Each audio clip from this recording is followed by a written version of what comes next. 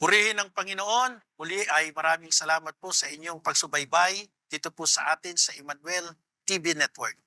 Samahan po ninyo ako sa patuloy nating pagpapalalim ng ating pananampalatayang Katoliko. Ito po si Brother Marco Evangelista.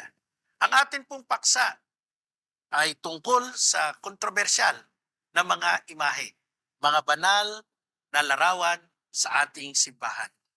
Nako, pagka tungkol sa rebulto ang pag-uusapan, para bagang binabagyo ang mga protestante upang sabay-sabay silang umatake sa atin. Kayong mga Katoliko, mananamba kayo ng rebulto. Kayong mga Katoliko, sumasamba kayo sa mga Diyos-Diyosan. Nakalulungkot po. Bakit? Sapagkat sa ataking ito, marami pong mga mahihinang Katoliko ang naaakit at sumasama sa ibang sekta. And the worst, binabasag pa po yung mga sacred images. Marami po tayong napapanood na ganyan sa mga social media ngayon. Yung isang pastor, minartilyo, tinurog, sinunog ang mga banal na imahe na nagre-represent ng ating pananampalatayang Katoliko. Kaya sa oras pong ito, sa pagkakataon pong ito, tatalakayin natin, masama ba talaga ang may rebulto? Now, ano po ba ang referensya ng mga kaibayo natin upang sabihin nilang ang Iglesia Katolika ay mananamba ng mga rebulto, mananamba ng mga Diyos-Diyosan? Una, of course, gagamitin po nila ang banal na kasulatan. At ang kanilang referensya ay kanila pong hinahango sa bahagi po ng Deuteronomio chapter 4. Ang bahagi po ay Deuteronomy chapter 4 verse 15 hanggang 18. At maliwanag daw po na mababasa dito na ang mga Katoliko nga ay sumasamba sa mga rebulto. Bakit? Sapagkat maliwanag po ang utos ng ating Diyos, huwag kayong magkakaroon ng mga larawan. At bukod po sa Deuteronomy, ginagamit din po nila ang bahagi ng Exodus chapter 20 verse 1 to 5. Ano po ang sabi ng Biblia? Ang lahat ng ito ay sinabi ng Diyos. Ako si Yahweh, ang iyong Diyos na naglabas sa iyo sa Ehipto at nagpalaya sa iyo mula sa pagkaalipin. Huwag kang sasamba sa ibang Diyos maliban sa akin. Huwag kang gagawa ng imahen ng anumang nilalang na nasa langit, nasa lupa, o nasa tubig upang sambahin. Huwag mo silang yuyukuran ni sasambahin, sapagkat akong si Yahweh na iyong Diyos ay mapanibughuing Diyos. Ang kasalanan ng mga magulang ay sinisingil ko sa kanilang mga anak hanggang sa ikatlo at ikaapat na salin lahi. Mga minamahal kong taga-subaybay, gamit po itong talatang ito ng Deuteronomio chapter 4 verse 18, verse 15 to 18, at ito pong Exodus chapter 1 verse 1 hanggang 5, tila may punto po ang mga kaibayo natin, ang iba't ibang sekta, ang mga born again. Banggitin nyo kung sino sila, tila baga may punto sila. Kasi ang utos doon, huwag kang gagawa ng anumang imahen. Teka lang, ano ba itong nasa harapan ko? Ano ba itong hawak ko? Ito'y imahen. At sinabi ng Diyos, huwag kang gagawa. Meron ako. So meaning to say, ang sabi ng Diyos, huwag gagawa, meron ako, masama. So kung kayo po ay hindi mag-iisip na mabuti at hindi gagamit ng sapat na utak at kaalaman, tila ho, mamamali nga tayo ng direksyon. Una, masama nga po ba talaga?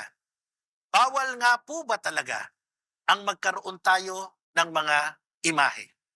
Kung gumamit po sila ng referensya sa Biblia, sagutin din po natin ang kanilang akusasyon according to the Scripture.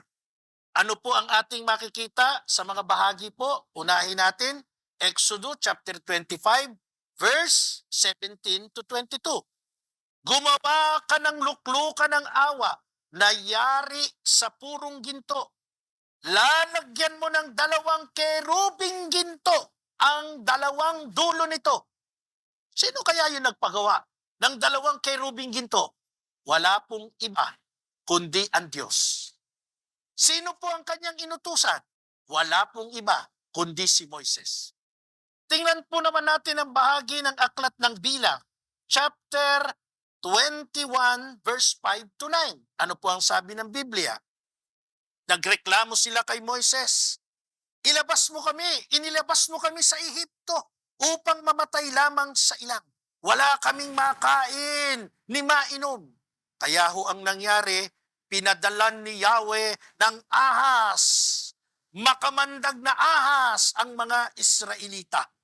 At nung mangyari pong tinutuklaw ng mga ahas ang mga Israelita, lumapit po silang muli kay Moises at kanilang sinabi, nagkasala kami kay Yahweh at sa iyo. Ipanalangin mo kami sa kanyang, ipanalangin mong paalisin niya ang mga makamandag na ahas na ito. Ano ho ang sumunod na tagpo? Nanalangin po si Moises sa Diyos. At ano po ang itinugon ni Yahweh kay Moises? Gumawa ka ng isang ahas na tanso, ilagay mo sa dulo ng isang mahabang kahoy. Sino mang matuklaw ng ahas at tumingin doon ay hindi mamamatay. Ganun nga ang ginawa ni Moises, kaya lahat ng natuklaw ng ahas na tumingin sa ahas na tanso ay hindi namatay. Aba, teka lamang po. Sabi ng Exodus chapter 20, utos ng Diyos kay Moises, huwag kang gagawa ng larawan. Pero pagkaraan lamang po ng ilang pahina, chapter 25, same book, Exodus, anong sabi ng Diyos kay Moises? Gumawa ka ng 2 kerubing ginto. Aba, ginto pa ang pinagawa, purong ginto sa 2 gilid ng kaban ng tipan. At nung sinugod ng makamandag na ahas ang mga tao, ano ang ginawa ni Yahweh? Inutusan si Moises, gumawa ka ng ahas na tanso. Abay, teka lang, di ho magulo. Ang sabi ng Diyos kay Moises, huwag kang gagawa, bawal yan. Ang sabi ng Diyos kay Moises, gumawa ka. At maliligtas pa nga yung mga nakagat ng ahas sa pamamagitan ng ahas na tanso.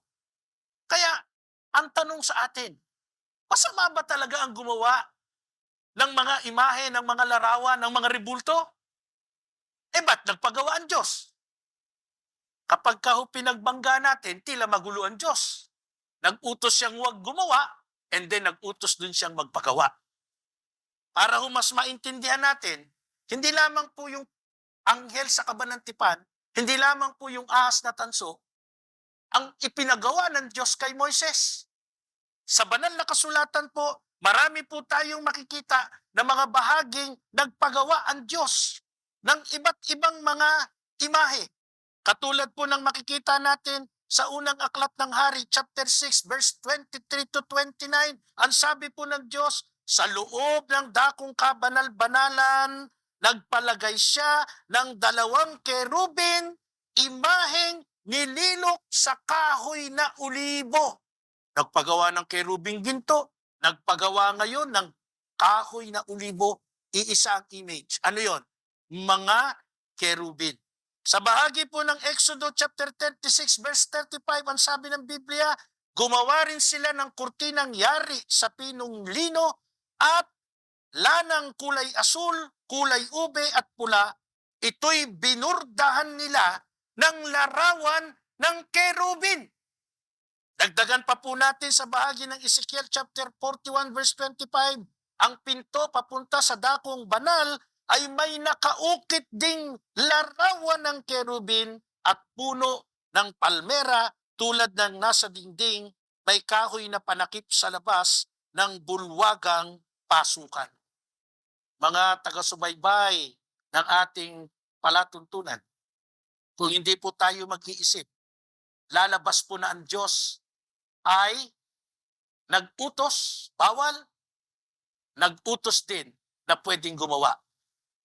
Lawmaker, lawbreaker.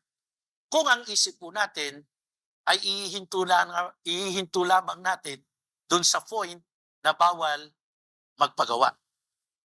Puntahan po natin ang eksaktong issue sa mga imahe. Masama po ba talagang magpagawa? Masama po ba talagang magkaroon ng imahe? Kung atin pong pag-aaralang mabuti, yung ano ang ipinagbabawal, yun po yung ating tututukan, makikita po natin ang katotohanan. Ano po ang ipinagbabawal? Basahin po natin sa bahagi ng Deuteronomy chapter 4 verse 23 to 24 upang malaman natin kung ano yung talagang ipinagbabawal ng Diyos sa mga imahe. Yun bang pagkakaroon lamang? Hindi po. Dito po natin matutuklasan kung ano ang bawal. Mag-ingat kayo. Huwag na huwag niyong kalimutan ang kasunduan ninyo kay Yahweh. Huwag kayong gagawa ng anumang larawan upang sambahin. Gaya ng ipinagbabawal sa inyo sapagkat si Yahweh na inyong Diyos ay tulad ng naglalagablab na apoy at siya'y mapanibughuing Diyos. So the question is, bawal ba ang mga imahe? Bawal ba ang rebulto? Hindi. Bakit? Kasi nagpagawa nga siya. Ano ang bawal? Ito pong binasa natin sa Deuteronomy chapter 4. Huwag kayong gagawa upang sambahin. Ang mga imahe po ba sa loob ng Iglesia Katolika ay sinasamba? Hindi po. Hindi po ito sinasamba. Bakit? Sapagkat wala itong anumang pagka-Diyos. Bakit may mga larawan, may mga imahe sa loob ng Iglesia Katolika? Ito po ang sagot ng official teaching ng Simbahang Katolika. Kasi mahirap po pag hindi tayo kumuha ng official teaching. Nakinig lamang tayo sa mga kwento, nakinig lamang tayo sa mga atake. Marites ang dating nun. Ano po sabi ng Catechism of the Catholic Church number 2132 patungkol sa mga banal na imahe? Ang paggalang Kristiyano ng mga larawan ay hindi labag sa unang utos na nagbabawal ng mga imahe. Sa katunayan, ang dangal na ipinatutungkol sa isang imahe ay nauuwi sa modelong inilalarawan. Kapanalig, kabayan, kapatid, kapuso, kapamilya, ang imahe po is only a prototype. Ano ibig sabihin ng prototype? Sa pamamagitan nito, yung nilalarawan nito, pinaparamdam natin yung ating pagpaparangal. Kahalimbaway, ito'y larawan ni Maria, pinatutungkol natin ang ating paggalang sa nanay ni Jesus. Ito ba'y sinasamba? Hindi. Sapagkat bawal sambahin ang anumang larawan. Ba't kayo may larawan? Ito nga po ay magiging expression ng ating pagmamahal, ng ating paggalang sa inilalarawan. Katulad po ng isang halimbawa, meron po akong larawan dito ng aking minamahal na anak, 6 na taong gulang, pero siya po ay binawian ng buhay. Maaga pong nawala itong anak kong ito sa edad na 6 na taon, noong February 6, 2022. Alam nyo, sa pamamagitan po ng larawang ito, sa aking pakiramdam, sa aking pakiwari, kasama ko pa rin siya kahit sa pamamagitan na lamang ng larawang ito. At every time na ito po'y hinahalikan ko, hindi po yung larawan ang hinahalikan ko, kundi ipinaparating ko po sa minamahal kong anak yung aking pagmamahal sa kanya. Sa pamamagitan ng larawan, prototype, ito po'y expression of our love. Muli, samahan niyo po ako sa mga susunod pa nating pagtatanghal dito po sa ating Emmanuel TV Network. Ako po si Brother Marco Evangelista, nagsasabing nasa atin ang Diyos, Emmanuel.